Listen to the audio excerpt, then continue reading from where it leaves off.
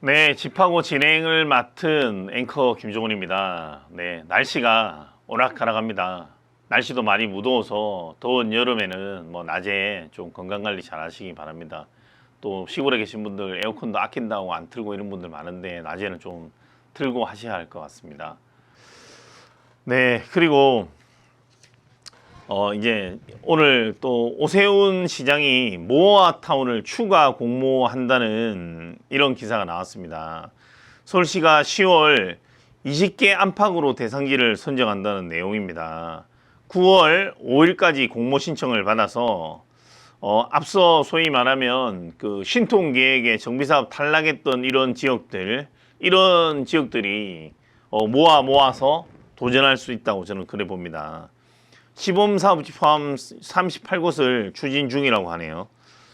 보면 이런 모아타운이 어떤 곳인지 잘 모르는 분들을 위해서 좀 쉽게 설명을 해드리면 그렇습니다.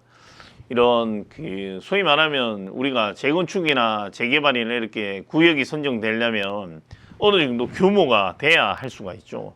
근데 보면 좀 애매한 곳들이 있습니다. 뭐 예를 들어서 찻길에 좀 상가를 끼고 있다든지 이래서 보면 노후도가 덜해요. 하지만 그 뒤로 보면 또 노후가 심해. 근데 전체를 조언을 더 쉽게 말하면 저희가 만약에 강화문 역세권이라 보면 이런 조언을 엮었을 때 빌딩이 많고 이러다 보니까 이런 데는 소위 말해서 뭐 재개발 재건축 허가를 해주기 힘들지 않습니까? 이런 지역 위주로 주변에 그 뭐 찻길에는 예를 들어서 뭐 하곡이라 보면 지금 신통기획에 탈락한 지역이 많습니다. 그런데 보면 뭐 찻길에는 보면 상가가 많아. 뒤에는 노후가 돼 있어. 물론 무작정 해줄 수는 없습니다. 선을 꺼서 뭐 새로 빌라를 짓고 새 집이 많은데 부시고 무조건 뭐 개발을 하면 개발을 다 원하지는 않을 거 아닙니까? 그런 노후된 집들 위주로 개발을 해준다 이런 게 모아타운인 것 같고, 오늘 10월까지 20개 지역 내외를 대상지로 추가 선정하고 9월 5일까지 신청을 한다 이런 내용입니다.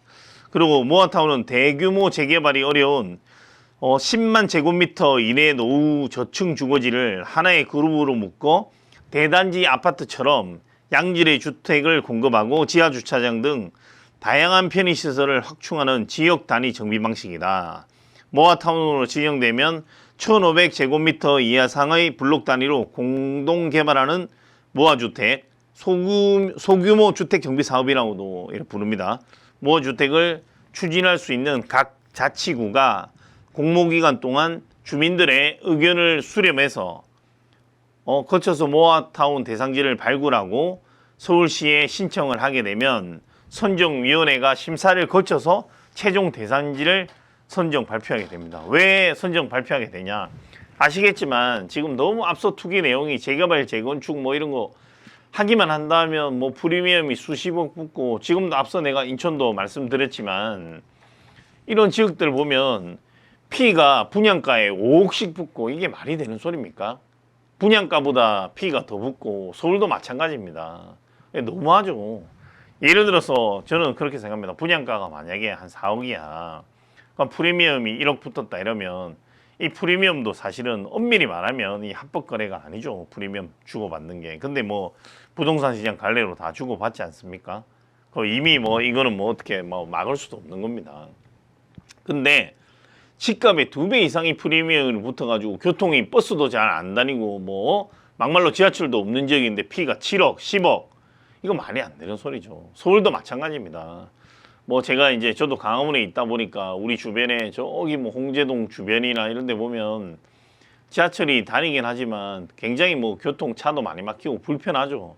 근데 터무니없이 프리미엄 붙은 아파트가 25평 아파트가 10억이 넘어가고, 지금도 앞서 연끌족들이 많이 갔다는 저기 노원구라든지 이런 데도 거품 약간 이야기가 지금 벗어났지만 다 벗어나야 됩니다. 지금 그래서 모아타운도 무작정 선정해 줄 수 없다는 이야기를 좀 설명을 드리려고 내가 부연 설명을 드렸습니다. 공모에 참여할 수 있는 이런 대상지는 면적 10만 제곱미터 미만이고 노후 불량 건축물이 50% 이상인 일반 주거지역이다. 재개발을 추진 중이거나 재개발이 예정된 지역은 제외된다. 다만 공모 마감일 전까지 해당 사업 방식 공모 결과 탈락한 지역, 지금 앞서 말한 재개발 탈락한 지역, 자치구를 검토를 거쳐 신청할 수 있다. 주거 환경 개선 사업구역과 재정비 촉진지구 내 존치 지역도 신청 가능하다. 그러니까 앞서 주거 환경 개선 지역인데 뭐 어떤 각종 이유로 잘 안 된다 하면 모아타운으로 한번 신청해 볼 수 있다. 이런 내용입니다. 평가 점수가 70점 이상인 이런 공모지 가운데 소관 부서가 검토 결과 적정을 받은 지역을 대상으로 도시계획, 건축, 교통 등 관련 분야의 전문가로 구성된 선정위원회의 심사를 통해 최종 대상지를 선정하게 되어 있습니다. 평가는 주거 환경이 열악하고 사업 실행이 가능한 지역을 중점을 둡니다. 지역 내 소규모 주택 정비 사업 추진 여부, 노상 주차의 현황, 공원 부족 등 기반 시설 열악 여부, 그 다음에 집의 노후도, 사업 시급성 이런 것들을 종합 살펴서 평가한 배점을 기준으로 이 아까 말씀드린 70점 이상인 공모지 가운데서 검토해서 결정을 한다고 합니다.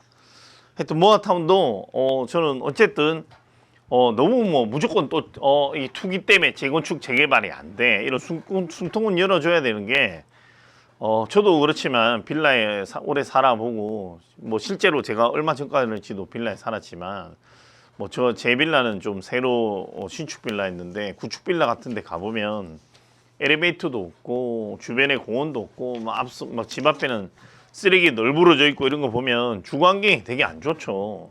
그러면 뭐 세금을 거두면 사실은 또 어째 보면 서울시 모아타운처럼 이 요소에 곳곳 적재적소에 써야 될 거 아닙니까? 이런 면에서는 오세훈 시장이 모아타운은 잘 추진하고 있다고 생각합니다. 잘 추진이 돼서 뭐 이렇게 전향적으로 노후된 집들 빨리 재정비 됐으면 하는 바람이 있습니다. 제가 이제 마지막으로 공장, 창고 등 비주거 시설 얼마면 살 수 있니? 실거래가 공개. 사실 앞서 이제 공장이나 우리 이제 국토부 실거래가 좋아하면 집이나 빌라 뭐 이런 건축물들은 다 되는데 창고 같은 게 되지 않았습니다. 국토부가 2006년 부동산 거래신고 제도 도입 이후 신고된 공장, 창고 등 비주거 시설 6종의 실거래가 17만 8천만 건에 공개한다고 합니다. 8일부터 실거래가 공개 시스템과의 공공 데이터 포털을 통해서 공개한다고 합니다. 하면 뭐 공장이라든지 이렇게 저는 저희 나라가 정보광국 하지 않겠습니까?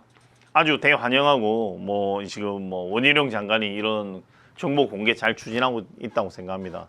다른 거 없습니다. 저는 기존 정부가 안 했던 더 나아갈 수 있는 방향으로의 규제에서 이런 정보 공개 이런 거는 적극적으로 해야 됩니다. 관이 국민 위에 서 있다고 생각하면 안 되고 모든 이런 정보를 풀어서 활성화될 수 있고 민간 기업이 뭐 활발하게 사업을 할 수 있고 이런 규제는 다 풀어 헤쳐야 됩니다. 기존의 이 공무원 행정 편의주의 벗어나서 다 풀어 헤쳐야 된다고 생각합니다. 네, 오늘 삼성전자가 우리 경제가 이런 적신호, 집값도 떨어지고 있고 지금 주식도 폭락하고 있고 미국도 금리 인상을 하고 있고 대내적 여건은 지금 우크라이나 전쟁이 장기화 국면을 보이고 있습니다. 이 와중에도 삼성전자가 2분기 매출을 77조 원을 기록하고 영업이익도 14조 원을 기록해서 이런 악조건 속에서도 선방을 했다고 생각합니다. 이런 삼성 같은 성장할 수 있는 기업들은 더욱더 규제 완화를 하고 기업하기 좋은 환경을 만들어 줘야 된다고 생각합니다. 네, 집하고 오늘 경제에 대해서 한번 짚어봤습니다. 시청해주신 시청자 여러분 감사합니다. 좋아요, 구독 부탁드리겠습니다. 감사합니다.